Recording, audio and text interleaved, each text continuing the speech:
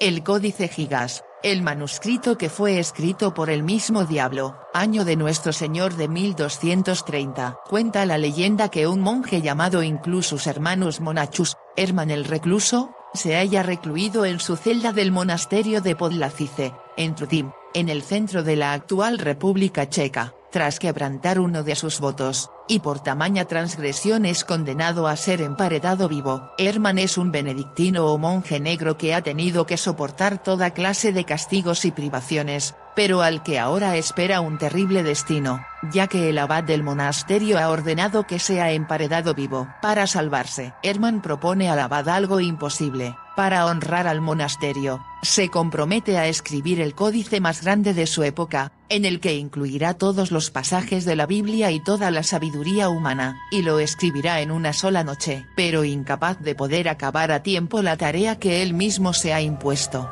cercano ya el amanecer, Herman hace un pacto con Satanás para que éste guíe su mano y pueda salvar así la vida. El ángel caído aceptó ayudarle, pero le puso dos condiciones: quedarse con su alma y que su imagen apareciera en una de las páginas. La maldición del códice. Con los albores del nuevo día, el abad del monasterio y sus acompañantes entraron en la celda de Herman, y cuál sería su sorpresa al ver el códice terminado, tal como había prometido el monje. En su interior podía leerse desde una versión vulgata de la Biblia hasta las obras del historiador judío Flavio Josefo, las etimologías del arzobispo San Isidoro de Sevilla, el texto completo de la Crónica Bohemorum de Cosmas de Praga, así como una recopilación de remedios medicinales, encantamientos mágicos y una lista necrológica. Sus hojas estaban confeccionadas con pieles de animales y, tal como solicitó el diablo, a Herman no se le olvidó representarlo en la página 290. Pero si bien su origen se trata de una leyenda, la existencia misma del códice no lo es, puesto que el libro existe y se encuentra actualmente en la Biblioteca Nacional de Suecia,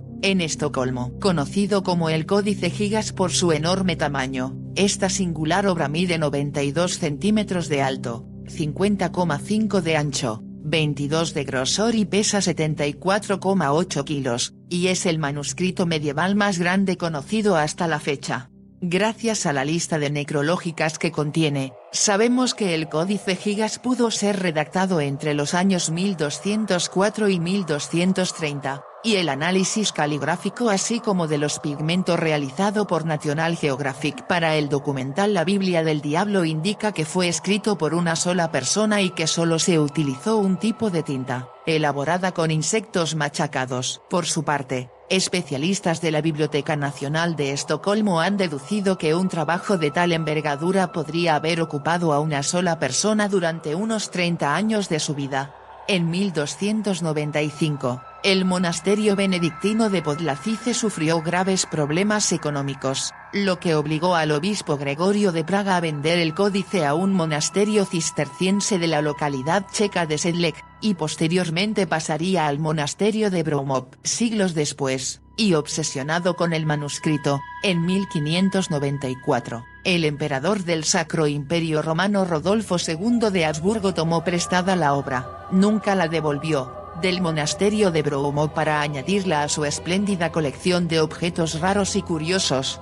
La colección de maravillas. El emperador Rodolfo II, que era el sobrino del rey Felipe II de España, fue un hombre de gustos extravagantes. Su corte acogía a personajes de la talla del astrónomo Johannes Kepler, pero también por allí pululaba una miríada de magos, alquimistas y profetas autoproclamados. Queriendo imitar a su tío, Rodolfo estaba decidido a reunir una colección que albergara lo que él consideraba las grandes y raras maravillas del mundo. En su colección se podía ver un supuesto cuerno de unicornio, animales mutantes disecados, el esqueleto de un gigante y su pieza estrella, el Códice Gigas, también conocido como la Biblia del Diablo. Declarado loco por su propia familia, Rodolfo II abdicó en 1611, y el códice pasó entonces a manos de la reina Cristina de Suecia, que lo añadiría a su biblioteca personal, quizás atemorizada por la supuesta maldición que planeaba sobre todos aquellos que poseyeran la Biblia del Diablo.